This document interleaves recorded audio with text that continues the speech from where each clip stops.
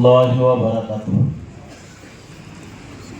نحمده ونصلي على رسوله الكريم أما بعد قال النبي صلى الله عليه وسلم الخلق يال الله فحب الخلق إلى الله من أحب إلى يالي أو كما قال عليه الصلاة والسلام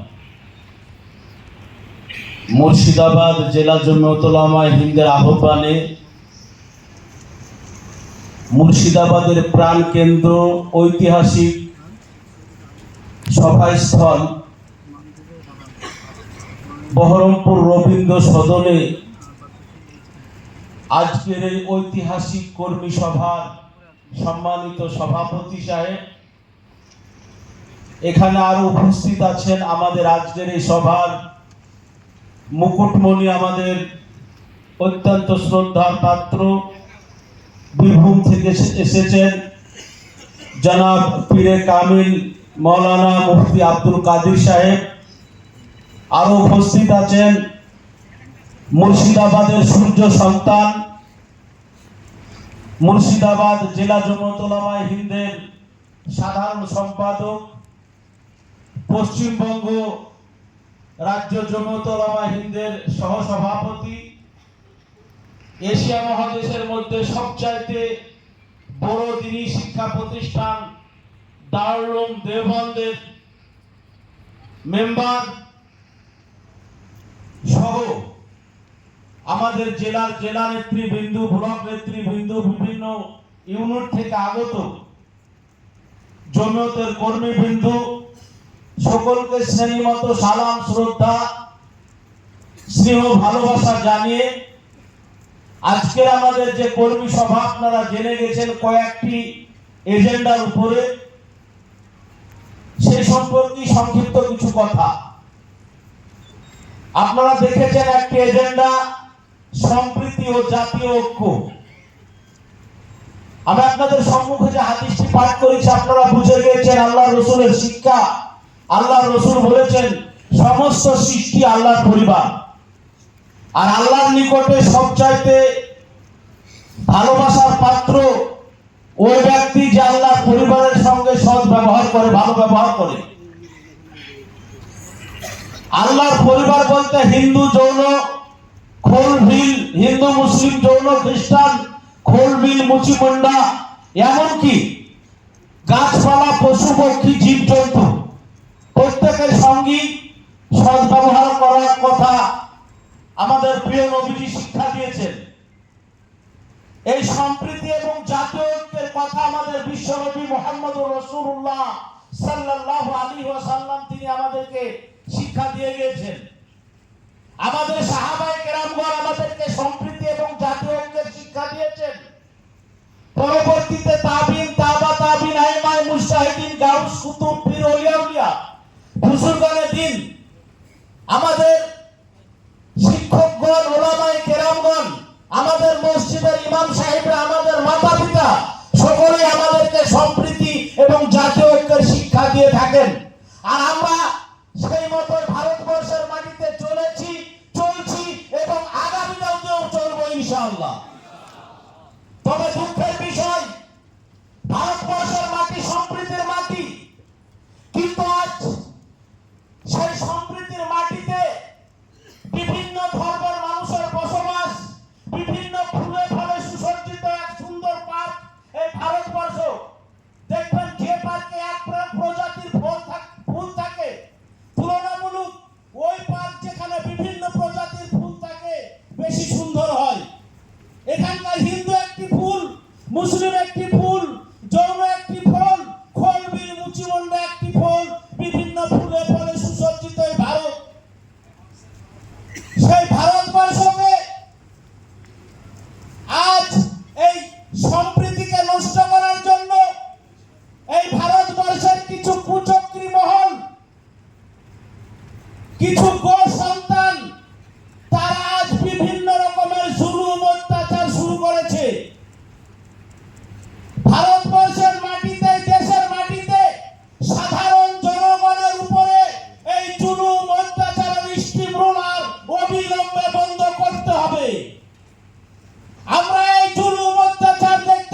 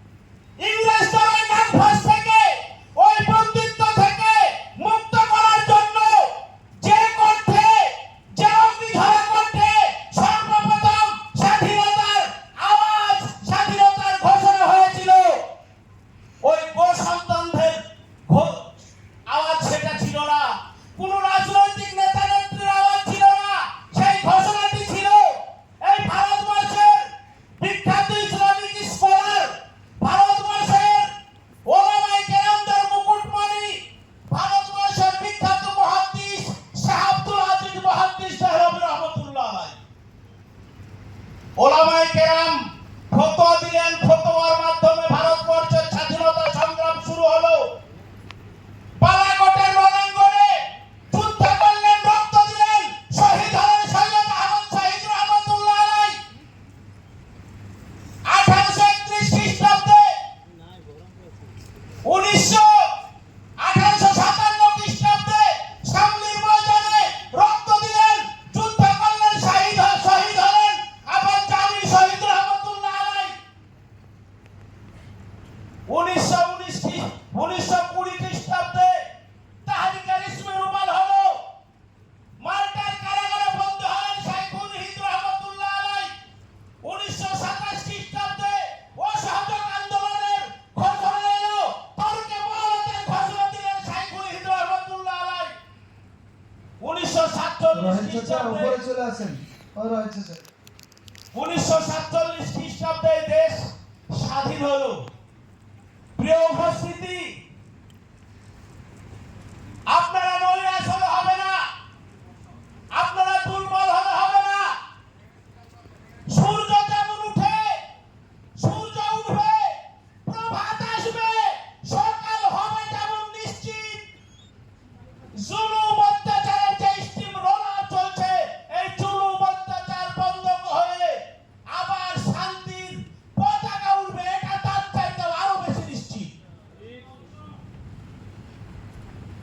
আপনারা কোনো সময় নৈরাশ হবেন না, হীনমন্যতায় ভুগবেন না। ফেরাউন এসেছিল পশ্চিম কালো ভাবানি, নীল দরিয়ায় তার সলিল সমাধি হবে, কিন্তু নীল দরিয়ার তলদেশে তার সলিল সমাধি হয়েছে।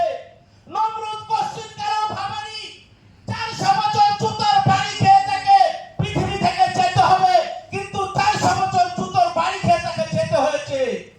সাদ্দাম পশ্চিম কালো ভাবানি, তার অহংকারের তৈরি স্বর্গের গেটের কাছে তার মৃত্যু হবে, কিন্তু তার মৃত্যু হয়েছে।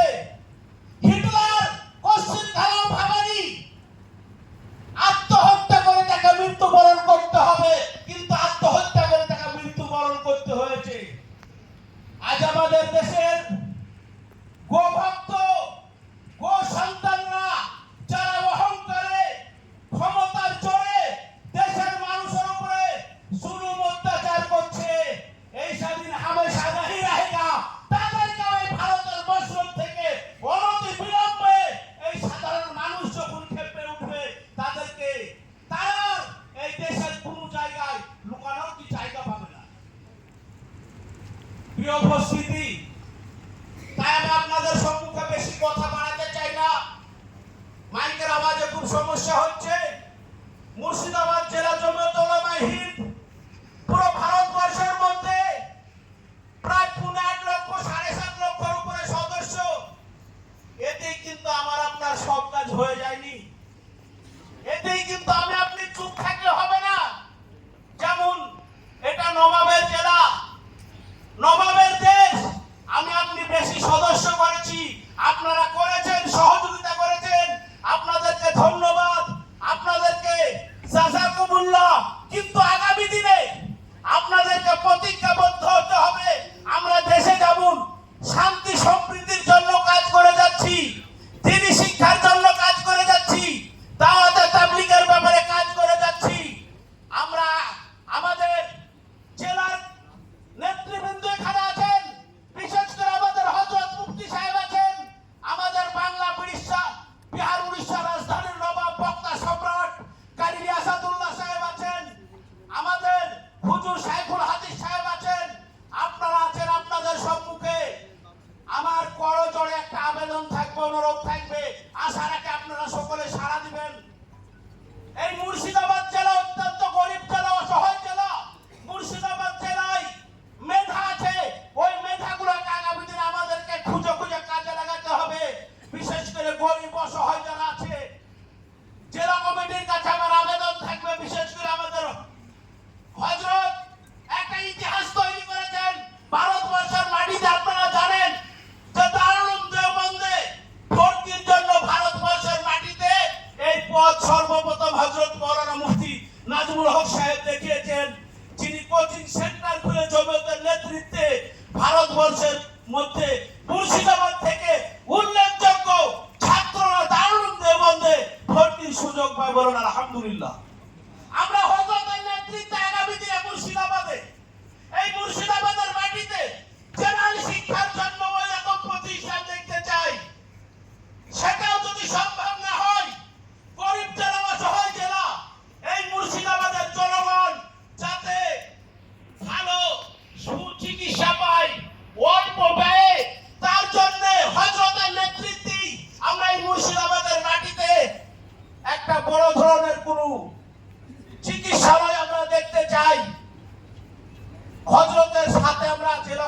আছি, আমরা ওলামায়ে কেরাম আছি, পুরো মুর্শিদাবাদ তথা বাংলার মানুষ আমরা আছি। আপনারা সকলে শান্তিবান তো ইনশাআল্লাহ নাকি? কে কে রাজি আছেন হাত তুলেন। আল্লাহ আপনাদের হাতগুলোকে কবুল করুক।